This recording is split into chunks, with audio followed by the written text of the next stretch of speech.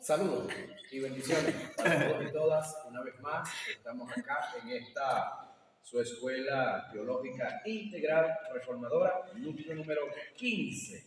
Vamos a continuar con la materia que estamos llevando a cabo, un poco controversial para algunos porque hemos sido enseñados de una forma y bueno, esto está confrontando varias de las formas como hemos sido enseñados sobre lo que es el conflicto entre dos reinos, lo mal llamado guerra espiritual. Vamos a la clase número 7, destructor, devorador. Juan 10 y primera de Pedro 5, 8.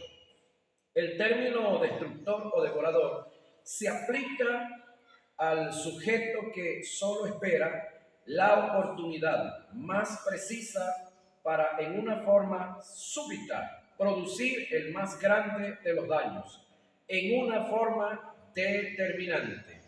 El destructor o devorador no ataca en las pequeñas oportunidades, porque él sabe que va a producir pequeños daños. Tampoco ataca en forma fortuita. Él se asegura de atacar en los momentos más precisos y determinantes, como para no fallar ni perder la oportunidad. Por eso es que Satanás, como devorador o destructor, es paciente para atacar. No le importa trazarse de un plan que le lleve años, solo espera el momento o el mejor momento para atacar y producir el más grande de los daños. Puede ser que hasta ahora hayas salido ileso de las tentaciones en las que has caído, pero no te confíes. Es la obra satánica como devorador o destructor ganarse tu confianza con el fin de que le cedas terreno para darte la estocada final. Esto es lo que se conoce como seducción, que consiste en el acto de cebarte paso a paso y conducirte a través del pequeño e inofensiva tentación, así llevarte a la más grande tentación, que será la final de todas. Conocí a un ministro que en varias oportunidades tuvo relaciones sexuales con diversas mujeres y salía ileso de muchas de ellas. De esta forma, Satanás lo fue llevando hasta que lo condujo a la mujer que le dio la estocada final y lo destruyó por completo, hasta el punto que acabó con su vida física y que fue contaminado de sida. No olvides que Satanás, como devorador y destructor, es inmisericordia e indolente, no tiene compasión de nadie, es un depredador despiadado.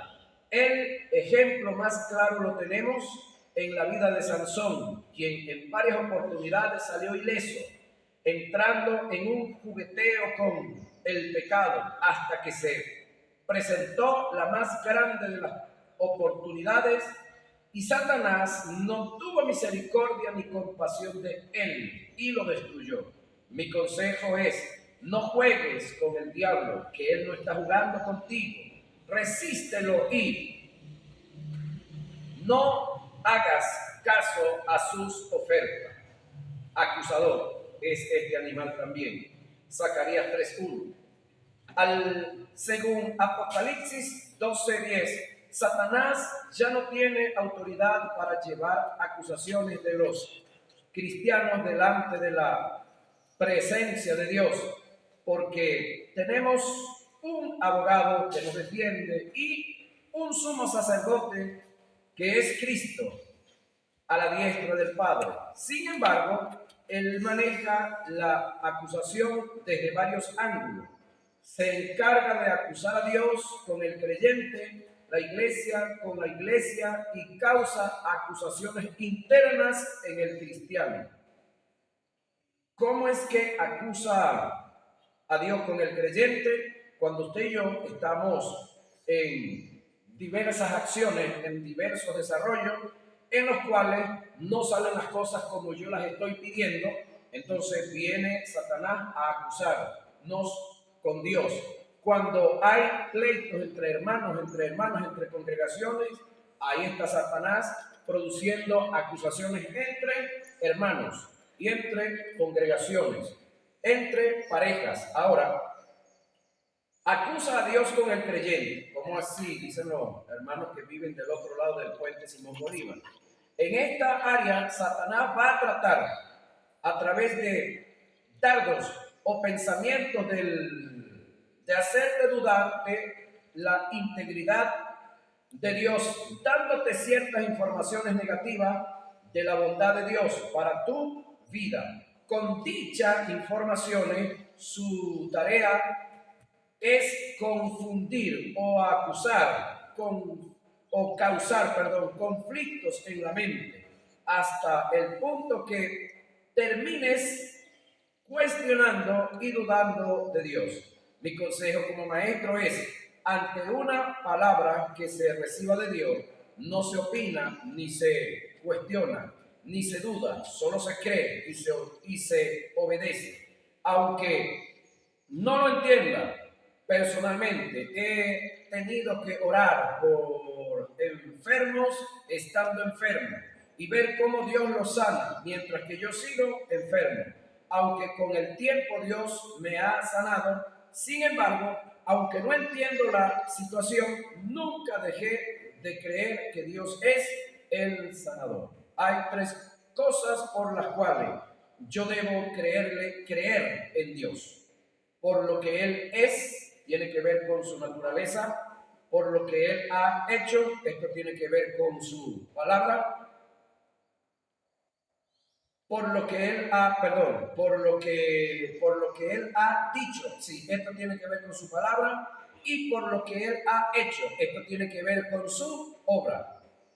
Al final de todo, debe entender que aunque Dios no haya hecho nada en nosotros, debemos seguir creyendo en Él. Mi creencia no debe estar fundamentada en sus obras o en sus hechos, sino en su naturaleza y en su palabra. Si esperamos que Dios obre para creer en Él, entonces andamos por los sentidos y no por la fe. La fe está fundamentada en lo que Dios ha dicho de lo que Él es. Job entendió este principio. Él dijo: aunque Él me matare, en Él esperaré. Yo sé que mi Redentor vive. Job 13, 15, 19 y 25. Habacuc también entendió este principio cuando dijo: aunque la higuera no florezca, ni en las vides haya fruto, aunque falte el producto del olivo, y los labradores no den mantenimiento, y las ovejas sean quitadas de la majada, y no haya vaca en los corrales, con todo yo me alegraré en Jehová, el Dios de mi salvación. Habacuc 3, 17 y 18. Esta debe ser nuestra posición como creyentes. Aunque no entendamos por dónde estamos pasando, no le demos cabida a nuestra vida, a las acusaciones que Satanás haga de Dios. Él es fiel, Dios es fiel. El texto sagrado dice: y si fuéramos infieles, en el caso de nosotros, Él permanece fiel, pero fiel a su palabra, fiel a su principio, fiel a lo que Él ha establecido. Él no puede negarse a sí mismo. Eso está en 2 Timoteo 2:13. Produce acusaciones entre los creyentes. En esta área, Satanás trata de levantar falsos testimonios entre hermanos, calumnias, chismes, murmuraciones, censura, difamaciones, y con todo esto producir divisiones en la iglesia. Nunca olvides que Satanás es especialista sembrando cizaña. La mejor arma que tenemos para contrarrestarlo en esta área es el amor y el perdón. Nunca tomes en cuenta las cosas que otros dicen en contra de ti. Como maestro, te doy un consejo. Si lo que dicen de ti es verdad, porque estás dando lugar, pues simplemente corrígete simplemente corrige tus actitudes. No te molestes, tú estás dando lugar, pero si lo que dicen de ti es mentira, no te molestes. Al fin y al cabo es una mentira. Nunca te hará daño, a menos que le des lugar. No olvides que una mentira toma fuerza como una verdad cuando tú la crees. Si no la tomas en cuenta, sigue siendo una mentira y nunca te hará daño. En conclusión, no tomes en cuenta las acusaciones que vengan en tu contra, no le des lugar al diablo y tampoco seas instrumento de Satanás para acusar a otros. Causa acusaciones internas en el creyente. Esto es parte del trabajo que Satanás realiza en y en contra de nosotros. Ahora, Satanás es especialista en acusar al creyente con su propia conciencia de ciertos pecados que cometió en el pasado. Dichas acusaciones tienen efecto por no conocer el perdón y la cobertura que tiene la justicia de Dios para nuestra vida. He tenido la experiencia de tratar con personas por causa de un pecado que cometieron en el pasado y que lo llevan como una pesadilla cargada en el presente. Dios los perdonó, pero ellos no se han perdonado. Asimismo, y Satanás aprovecha este elemento para acusarlo. Es decir, una de las cosas que nosotros debemos estar muy claros, entender la diferencia que hay entre el pecado y los pecados. Cuando hablamos del pecado, estamos hablando de la incredulidad de la cual fuimos sacados. Ninguno de nosotros, escúchenme, estábamos en capacidad de salir de la incredulidad. Es más, Jeremías 2:22 dice, hablando del pecado, aunque te laves con lejía y amontones jabón sobre la mancha de tu pecado, no puede ser quitado. El pecado, como todos lo sabemos, vino de origen espiritual. Tuvo que venir alguien de ese mundo espiritual para destruirlo. Fue Jesús y es Jesús. Sin embargo, nosotros todos los días y todos vamos a estar luchando con los pecados. Una vez que cometemos los pecados, todos sabemos que tenemos abogado para con el Padre. Otra de las cosas que debemos estar muy claros es que los pecados sociales y morales no llevan a nadie al infierno, pero lo hacen inútil para desarrollar el propósito de Dios en él. Afectan el desarrollo ministerial, afectan el desarrollo familiar, afectan el desarrollo económico, afectan la vida psíquica de los hombres que por alguna circunstancia caemos en estos pecados y no conocemos la profundidad del perdón de Dios. Ahora, Dios no tiene problema con el perdonarnos, pero una cosa es el perdón de Dios y otra cosa es el perdón mío mismo hacia mí mismo, y otra cosa es el perdón de los que me rodean, porque Dios no tiene problema, reitero, con el perdón.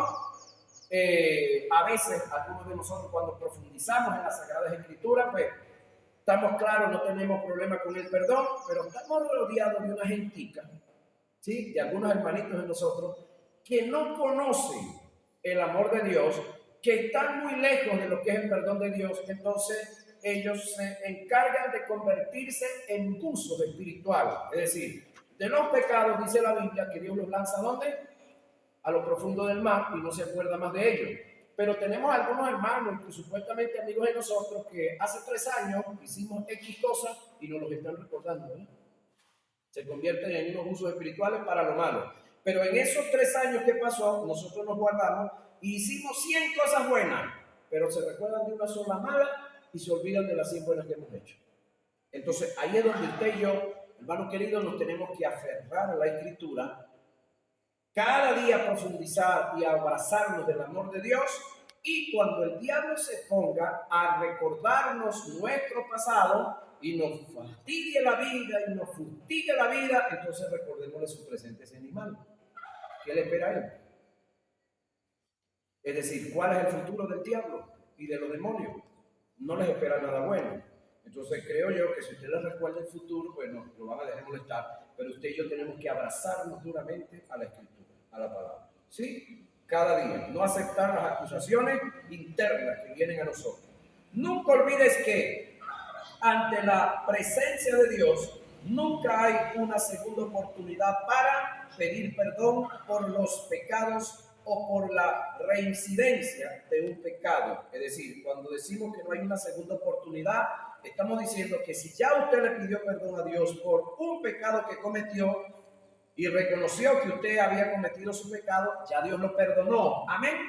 Y no tiene la necesidad de volver otra vez a pedirle perdón a Dios por un pecado que cometiste, por decir algo, hace un año y reincidiste hace 6 meses y reincidiste hace un mes. Es decir, el que cometiste hace un año, el que te acuerdas eres tú, Dios no se acuerda. El de hace 6 meses tampoco. Y el de ahorita, una vez que te lo perdone, Dios te lo perdona. No tienes que estarle pidiendo ahora 3 veces perdón por los 3 pecados que pasaron. Ahora, analógicamente, vamos a hacer una analogía, ¿no?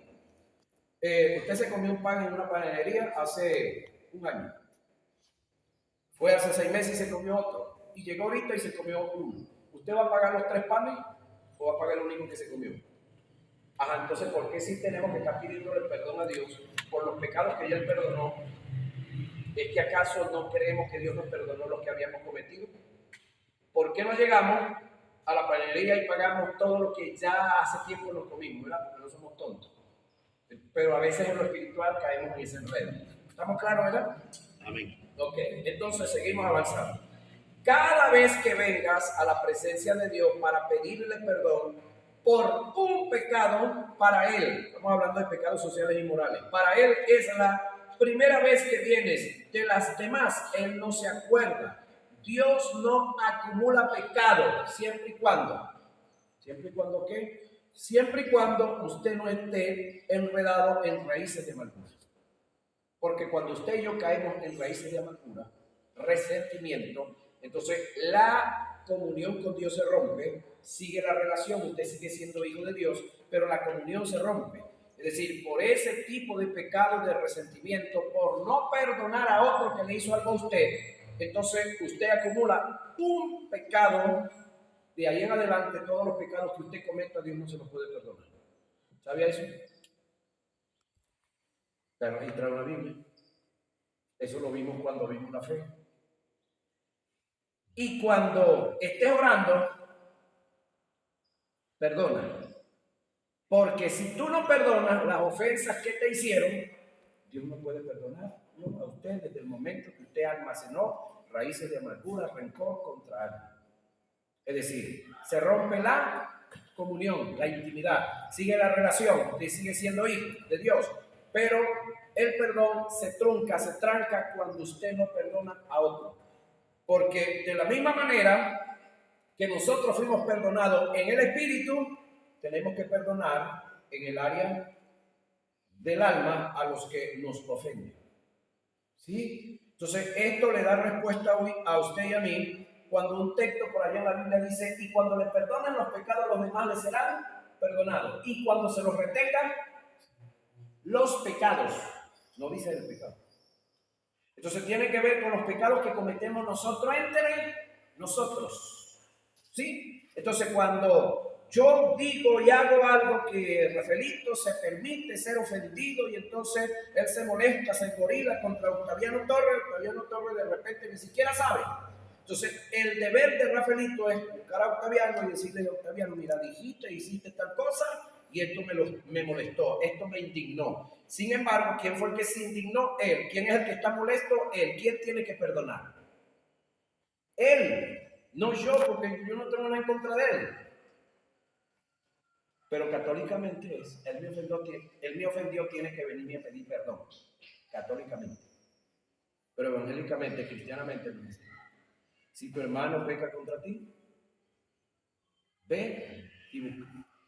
Hágaselo saber. Dígase. Si tu hermano reconoció, tú lo perdonaste y él reconoció su falta, has ganado a tu hermano. Se restablece la amistad, el acercamiento. Pero la tuya con Dios también. Porque cuando tú guardaste rencor en tu corazón, entonces se cortó tu intimidad, se cortó tu comunión con Dios, no la relación. Porque estamos hablando de pecados sociales y morales, no estamos hablando del pecado. El pecado, ninguno de nosotros tiene capacidad de perdonar a nadie. En el área que nosotros tenemos capacidad de perdonar y estamos obligados a perdonar, es en los pecados sociales y morales que cometemos los unos con los otros. ¿Estamos claros ahí? Entonces, estamos aquí. Dios no acumula pecados. Sin embargo, cuando yo caigo en resentimiento, comienza a acumularse ahí. Claro, Dios lo acumula, el que acumulo soy yo.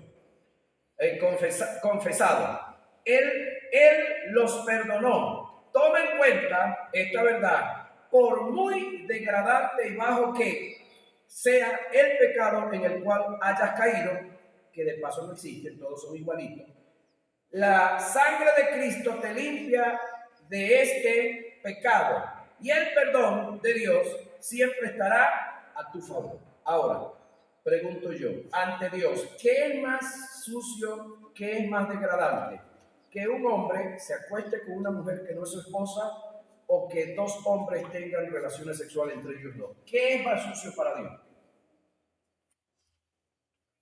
Para Dios lo dos es igualito.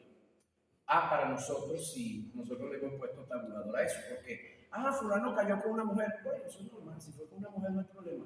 Y dice, no, fulano cayó con un hombre, uy, dicho, eso sí es sucio, ¿verdad? O dos mujeres cayeron entre ellas mismas, no, ya va, eso ante Dios es igualito, compañero.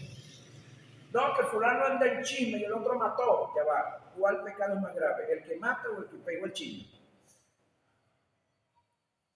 Igualito. El detalle es que para el que mata, en el Código Civil hay unas leyes, lo condenan, 20, 30, no sé cuántos años en cárcel, pero para el chismoso no hay nada, parece que hasta los aplauden. Falta la plaza de los chismosos por ahí, ¿verdad? ¿Qué mandar a hacer? Ok. Otro de los casos que tiene Satanás es que es mentiroso. Juan 8:44 y Génesis 3:15. Y mandó Jehová Dios al hombre diciendo, de todo árbol del huerto podrás comer, mas del árbol de la ciencia del bien y del mal no comerás, porque el día que de él comieres, ciertamente thanatos, morirás. Génesis 2:16 y 17. Pero la serpiente era astuta, más que todos los animales del campo, que Jehová Dios había hecho, la cual dijo a la mujer, con que Dios os ha dicho, no comáis de todo árbol del huerto. Génesis 3:1. Mentiroso. Es decir, Dios había dicho que de todos podían comer menos de uno. Y este animal le dice, con todo y que él sabía, que la mujer sabía, no le paró. Es decir, escucha esto. Con todo y que el diablo sabía que Jesús era el Hijo de Dios, con todo y que sabía que era perfecto, el diablo intentó. Es decir, el diablo no distingue color, no distingue rango, no distingue posición. Él come de daño, no le importa el tamaño. Oye, Pablo, me salió el verso. Él come de daño, no le interesa el tamaño, no le interesa las horas que tú oras, que tú ayunas, que tú vigilas. Él quiere fregarle la vida al que él se propone, independientemente ore o no ore. Ahora, él come de daño y es mentiroso. Ahora, pero la serpiente era astuta, más que todos los animales del campo, que Jehová Dios había hecho, la cual dijo a la mujer, con que Dios os ha dicho, no coman del árbol del huerto. Mentiroso, término que es aplicable a quien transmite la mentira. Para poder hacer un estudio del tal hay que analizar la mentira como el hecho tal. Vamos allá. La mentira es el término del griego pseudo, que indica Toda falsedad es el acto de negar una verdad. La mentira no solo se refleja en lo verbal, sino en las actitudes y comportamientos. De allí los términos bíblicos: falsos hermanos, falsos profetas, falsos apóstoles, falsos testigos y falsos cristos. La mentira trae como resultado la calumnia, la censura, la traición, y está catalogada como el falso testimonio. La mentira nace del egoísmo, la envidia, y se engendra en la mala intención. Por esta causa es que Dios no juzga la mentira como tal, sino la intención y los móviles que te llevan a mentir. El término como tal es egoísta, el mentiroso como tal es egoísta, envidioso, charlatán, calumniador, censurador, traicionero, vive de la falsedad y a su vez edifica un mundo para sí que no tiene fundamento en la realidad. Vive de la fantasía, del espejismo, y al ser confrontado con la realidad se desploma y se autodestruye, cayendo en la desilusión y decepción interna al saber que nunca estuvo en la verdad. Para poder sostener, escúchenme, una mentira, tiene que fundamentarla sobre otra mentira. Es decir, una mentira no se va a sostener sola, la tiene que sostener con otra mentira. Para ocultar un pecado lo tiene que hacer con otro pecado, cayendo en un círculo vicioso que con el tiempo lo lleva a vivir aislado de toda la realidad.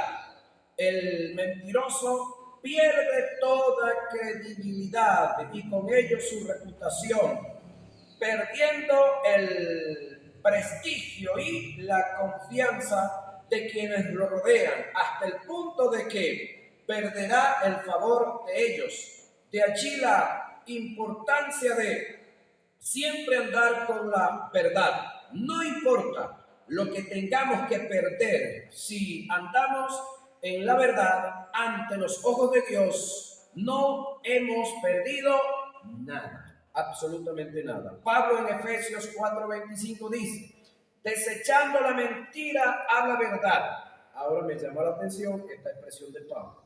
El Espíritu Santo no se está comprometiendo aquí, tampoco Jehová ni Jesús se están comprometiendo con el mentiroso que lo van a hacer dejar de ser mentiroso. No. Uno, el mentiroso tiene que reconocer que es mentiroso, tiene que saber que eso es malo y tiene que abandonarlo él mismo. ¿Sí? Así como ha tenido un tipo de valor que yo no sé si diría valor, es antivalor, para estar mintiendo, ahora sí tiene que armarse del verdadero valor para reconocer que es un mentiroso y desecharlo, porque el texto bíblico dice lo siguiente: desechando la mentira, habla verdad. El decir la verdad puede causar mucho dolor, pero nunca producirá el daño que se da por causa de la mentira. En conclusión, todas estas características están en Satanás. Él ha sido mentiroso desde el principio. Nunca confíes en él. No le creas su mentira. Fíjate de Dios. Y otra de las cosas que en la Biblia Universal dice por ahí, que la mentira tiene patas cortas. Se parece a la camino, que no camina sino que vive saltando, ¿verdad? Ok. Ahora, engañador. Este animal también es engañador. Segunda a Corintios 11:3 y primera a Timoteo 2:14 y Génesis 3:15. Engañador es aplicable a quien practica y vive en el engaño. Vamos a estudiar el engaño y la motivación detrás del mismo. Engaño del griego planao, en castellano planes. El engaño es la estrategia o la planificación cuidadosa que lleva a la persona al error para mantenerlo errante y sin propósito. Cuando el engaño viene de Satanás, es aplicable a la sutileza que él tiene de presentarte una mentira con la verdad, con el fin de sacarte de la voluntad de Dios, que de paso es lo único que puede hacer, porque de Dios ya no te puede sacar. Satanás es tan sutil para el engaño que puede utilizar la obra de Dios y su palabra para sacarte de su voluntad. Esto indica que podemos pasar 40 años bajo el engaño de Satanás, haciendo la obra de Dios, pero sin hacer la voluntad de Dios dentro de la obra. Es paradójico decir que desde el punto de vista satánico, el engaño se puede presentar dentro de una variedad. El engaño se puede conseguir aún en las cosas buenas que Satanás te presenta, pero su fin es el caos total. Tenemos el ejemplo más claro en la tentación de Jesús. Satanás le ofreció todo lo bueno usando la palabra de Dios, pero el fin y el propósito era la destrucción. Nunca olvides jamás lo que Satanás te ofrece. Será mejor de lo que Dios te ha dado. Nunca las ofertas de Satanás vienen sin el mal incluido. Todo lo contrario a lo de Dios. La bendición de Jehová es la que enriquece y no añade tristeza con ella. Proverbios 10, 22. Tentador, Mateo 4, 1 y 11. Para poder entender a Satanás como tentador, debemos hacer un análisis de la tentación en todas sus facetas. En este capítulo vamos a analizar qué es la tentación, los pasos para la tentación, las puertas para la tentación, las concupiscencias y la tentación y la autoridad que tenemos sobre la tentación. ¿Qué es la tentación? Vamos a analizar, vamos a ver qué tenemos aquí como tentación. Para el término tentación, en el griego hay dos palabras con diferentes valores, objetivos y aplicaciones. Pasemos a definirlas. Dokimazo.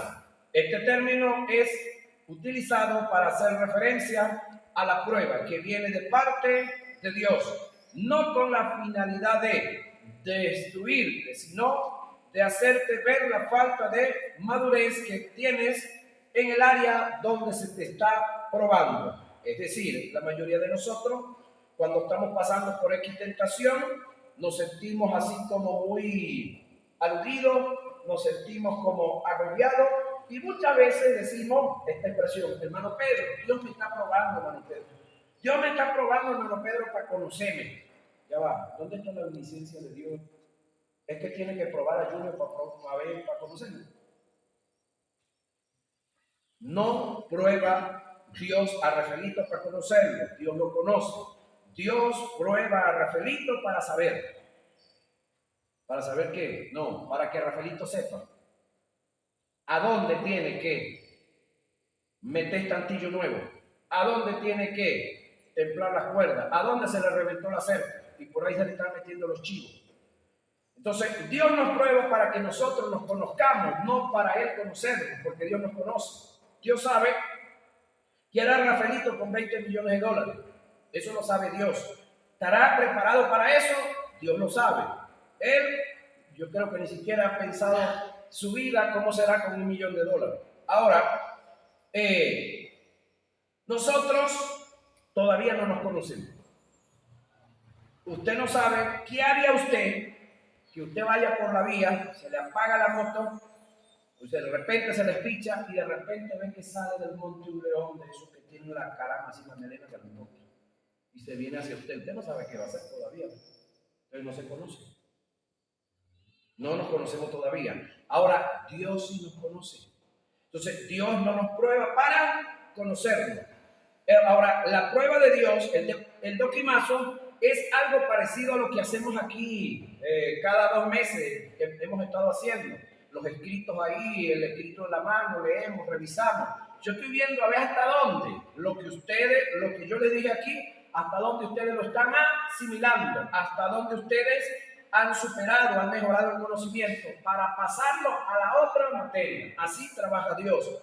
El verdadero maestro de la escuela de repente lanza una prueba sin avisarla. ¿Cuál es el objetivo? Ver el nivel de conocimiento de los muchachos para elevarlos a otro nivel. Pero el mal maestro lanza la prueba para arrastrar a todo el mundo. Y después le dice, yo le puedo dar un cursito, dígale a su papá que eso cuesta $5. Es un curso aparte, pero le paso la materia. Son los maestros peseteros, no, eso no los hay por aquí. Eso está allá por donde yo vivo.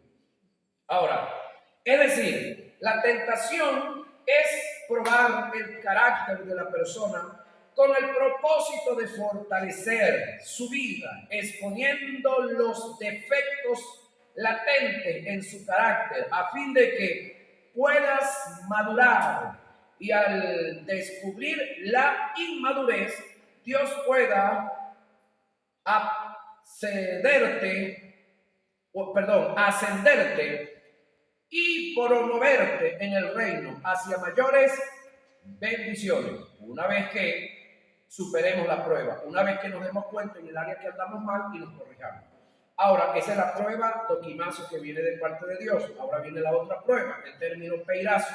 Este es el término que se utiliza para hacer referencia a la prueba que viene de parte de Satanás. Este tipo de prueba viene con la finalidad de destruirte, acabarte, devorarte, hacerte pedazos. Debemos tomar en cuenta que Dios no utilizó el mal para probar a nadie, ni mete en la tentación a nadie. Los casos de Job, Pedro están muy aislados de la realidad y ajenos a la nuestra.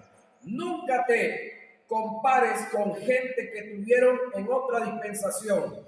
Nosotros estamos en un nuevo pacto, en la dispensación de la gracia, con mejores privilegios y mejores promesas. Tentación no se limita a lo malo. Lo malo es un tipo de tentación. Tentación es todo aquello que Satanás te presenta, sea bueno o sea malo, para sacarte de la voluntad y del propósito de Dios. Satanás puede valerse de lo que sea con el fin de captar tu atención y sacarte de los designios de Dios. Esto indica que tú puedes estar recibiendo algo que te da paz y no sientes ninguna reprensión.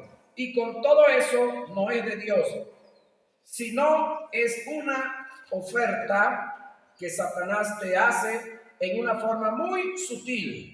El tentador como engañador te puede presentar lo bueno, incluyendo la obra de Dios, la palabra de Dios, que nada de esto está en contraste con el carácter de Dios, pero su fin es sacarte de la voluntad de Dios. Esta es la causa por la cual el apóstol Juan escribe en su primera carta: pues si nuestro corazón nos reprende, mayor que nuestro corazón es Dios, y Él sabe todas las cosas. Primera de Juan 3:20. En lo antónimo se cumple el principio: si nuestro corazón no nos reprende, Dios es mayor que nuestro corazón.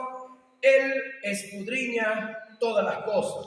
Esto indica que para tomar decisiones no me debo confiar en lo absoluto en las buenas ofertas que se me presentan o de la paz que siento en el corazón, porque detrás de todo esto puede estar el engaño de Satanás y la tentación incluida, y por consiguiente la destrucción. Siempre para tomar decisiones determinantes debo ser dirigido por el Espíritu de Dios. Conozco un amigo que en una ocasión, estando en el estado Bolívar, allá en el sur de Venezuela, le dice otro amigo por allá, un pastor: hermano, mira, y ustedes andan en ese carrito por aquí. Para eso entonces andábamos, creo que en un Renault 18, creo, trabajando con material bíblico. Y nos dice: wow, ustedes sí son duros para trabajar, ¿cómo le sirven a Dios?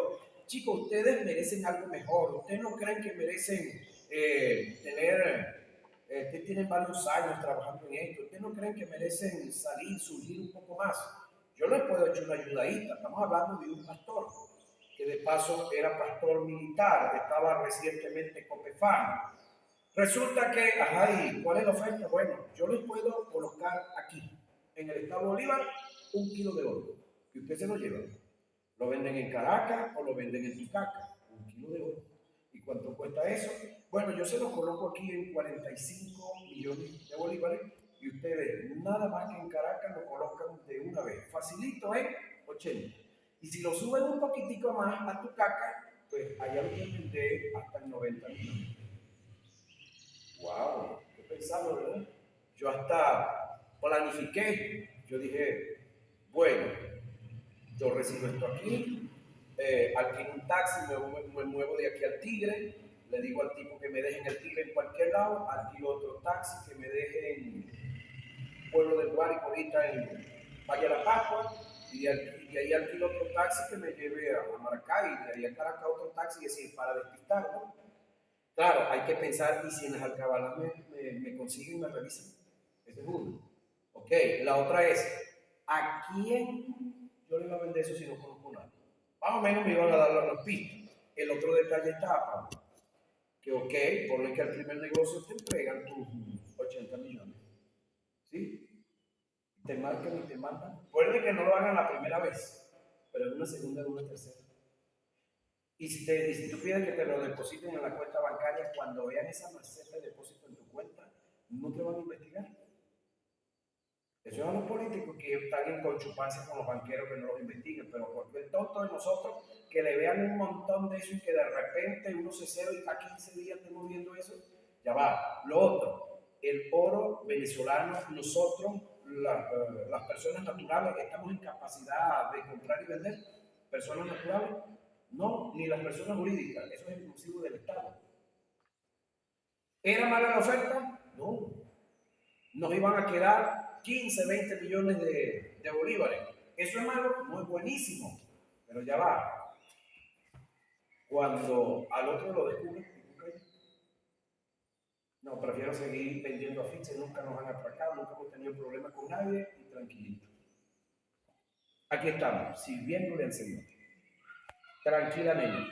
Entonces, supuestamente nos querían ayudar, supuestamente. Pero si tú y yo sabemos que ese material no se puede comerciar abiertamente una persona civil y menos una empresa, eso es exclusivo del Estado, entonces eso es caer en un delito. Y no solamente eso, hay muchas cosas más. Entonces, entender que el diablo se va a encargar de colocarte oferta, pero cuando tú decides no caer en la oferta, ¿quién va a ser el beneficiado? Nosotros. Cuando caemos en la oferta que el diablo nos colocó, ¿quién va a ser el perjudicado? Nosotros y los que nos rodean. Amén. Bueno, nos vemos en nuestra próxima hora de clase.